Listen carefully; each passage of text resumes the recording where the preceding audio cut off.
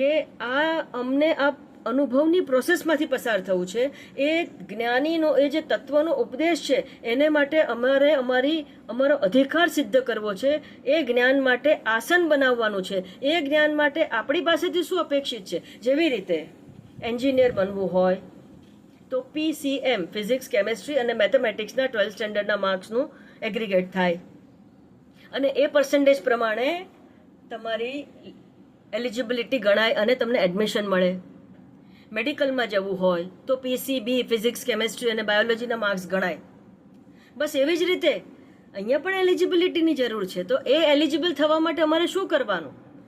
આ ગુરુના જ્ઞાનને લાયક બનવા માટે શું કરવાનું? લાયકાત તો કેળવી લીધી, શિષ્યત્વ તો છે, પણ આ જ્ઞાન મારી અનુભૂતિનો વિષય બને એ માટે મારે શું કરવાનું છે? એને માટે શ્રીમદ ભગવદ્ ગીતામાં માત્ર એક શ્લોક શ્રી